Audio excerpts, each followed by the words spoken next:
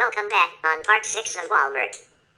A 2005 story in the Washington Post reported that Walmart's discounting on food alone boosts the welfare of American shoppers by at least $50 billion per year.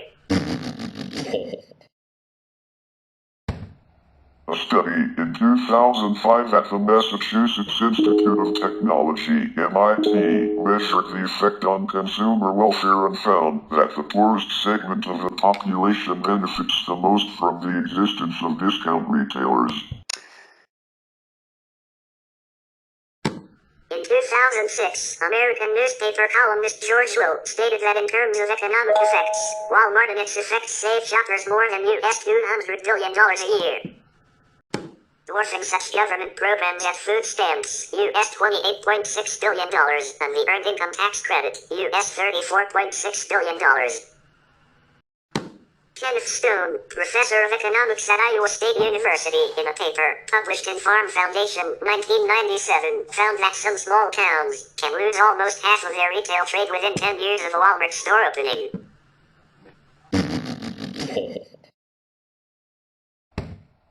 Presumably, people who previously shopped in towns without Walmart stores choose to shop in towns with Walmart stores, part of an older pattern in which smaller centers lose retail sales to larger ones.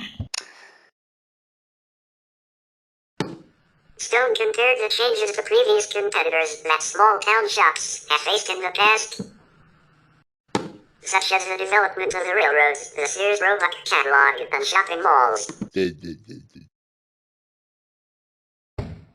He concluded that small towns are more affected by discount mass merchandiser stores than larger towns, and that shop owners who adapt to the ever-changing retail market can coexist and even thrive in this type of environment.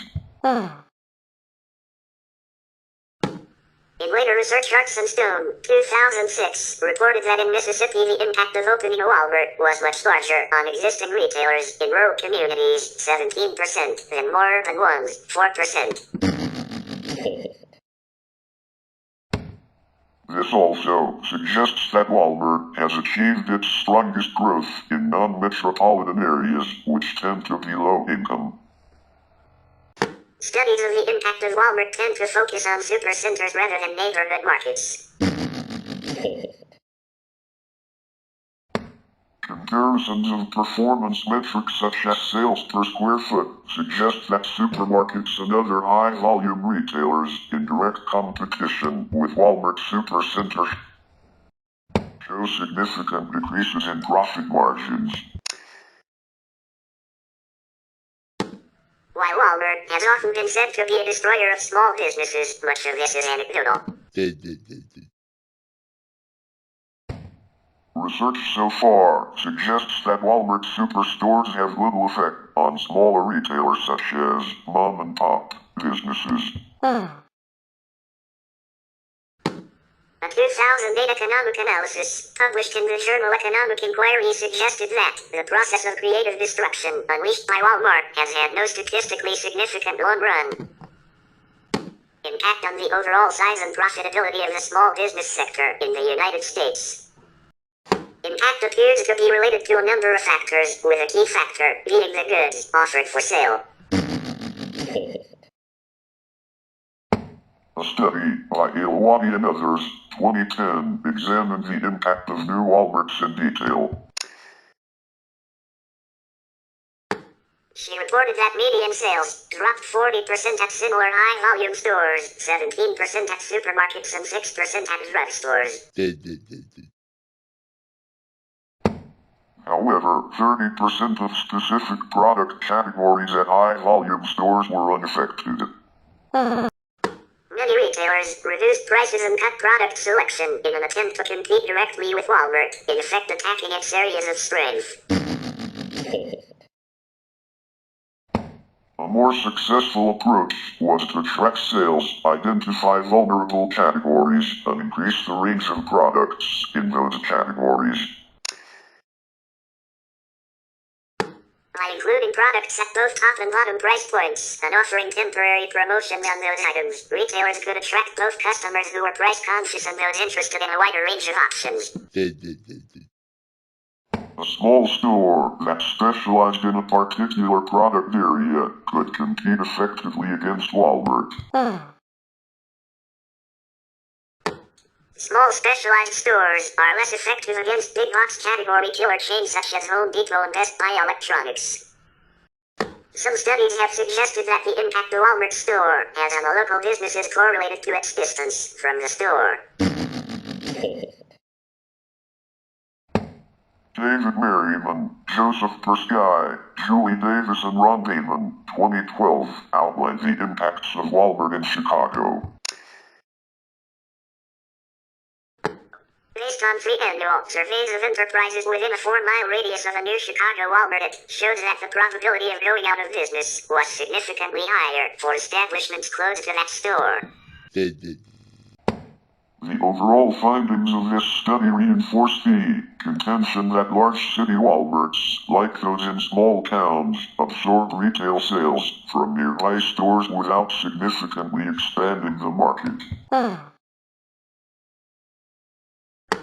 Erickson and Grieco, 2015, report in the Journal of Urban Economics that Walmarts most strongly affect outlets of larger chains that are within 2 miles, 3.2 kilometers of their location.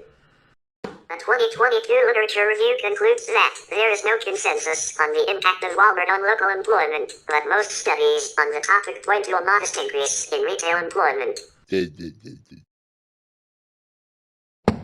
For example, studies at the University of Missouri found that a new store increases net retail employment in the county by 100 jobs in the short term, half of which disappear over 5 years as other retail establishments close. Similarly, a net increase in employment, 55 jobs, was found in a study of West Virginia counties between 1989 and 1998. Like other chain stores, Walmart tends to hire local employees for low-skilled jobs with low wages and minimal benefits. This may increase employees' reliance on public assistance programs, effectively transferring costs away from employers onto taxpayers. Studies examining aggregate retail wage data from states and counties before and after the arrival of Walmart are mixed. Some results, particularly from non-metropolitan areas in the South and Central United States, suggest lowered wages. Other studies have found no effect. For example, Pennsylvania, or an increase in wages. For example, Maryland. A 2004 paper by Getz and Swaminathan suggested that U.S. counties with Walmart stores suffered increased poverty compared with counties without Walmarts. It is difficult to distinguish the effects of opening a Walmart from other factors that occur in the same time and place, some of which may be related to the decision to open a store. Known as endogeneity, this makes it difficult to determine whether Walmart chooses to establish itself in communities with greater poverty and joblessness, or creates more poverty and joblessness. Studies of socioeconomic well-being, civic participation, and community welfare suggest that large non-locally owned businesses tend to be centralized and vertically integrated, rely on remote sources and support services, and move money, expertise, and power away from local communities. Large externally oriented businesses tend to be associated with lower local standards of living, greater inequality, and less social and civic participation. In contrast, locally oriented businesses are associated with higher rates of church membership, community engagement, civic improvement, and recreation. They may also be associated with higher rates of home ownership and expenditures on health and public schools. The presence of local entrepreneurs with resources and motivation to invest in local communities may be key to addressing community problems. This research is not specific to Walmart, but to large businesses in general. In broader economic terms, the Economic Policy Institute estimated that between 2001 and 2006, Walmart's trade deficit with China alone represented a loss of nearly 200,000 U.S. jobs. During this period, Walmart was responsible for 9.3% of total U.S. imports from China, increasing the U.S. trade deficit by an estimated $17.1 billion. This represents about 200,000 jobs, most of them in the manufacturing sector, 133,000. A 2014 story in The Guardian reported that the Walmart Foundation was boosting its efforts to work with U.S. manufacturers. In February 2014, the Walmart Foundation pledged to support domestic manufacturers by buying U.S. $250 billion worth of American-made products in the next decade. Whoa! Between 2014 and 2017, the Walmart U.S. Manufacturing Innovation Fund gave $10 million in grants to research and academic institutions for projects that improve domestic manufacturing. For the 2020 fiscal year, Walmart reported that nearly two-thirds of its merchandise was made, assembled, or grown in the United States. As of March 2021, Walmart pledged to buy an additional $350 billion worth of American-based items over the next decade. A 2001 McKinsey Global Institute study of U.S. labor productivity growth between 1995 and 2000 concluded that Walmart directly and indirectly caused the bulk of the productivity acceleration. In general merchandise, representing 16% of total productivity growth in the retail sector. Walmart's transformative use of information technology, particularly in supply chain management, is identified as a major reason for its impact on productivity per man-hour. For every dollar spent by Walmart to improve its own technology, an estimated $10 has been invested by suppliers throughout its supply chain on their own systems and software.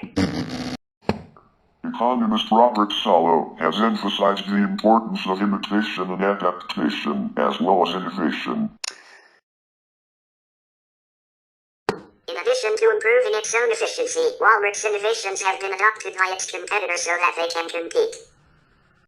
We will continue about Walmart on Part 7. Also, at the Part 7, we will showcase the 10-minute audio file about workers speak during Occupy Wall Street. So, stay tuned for more parts.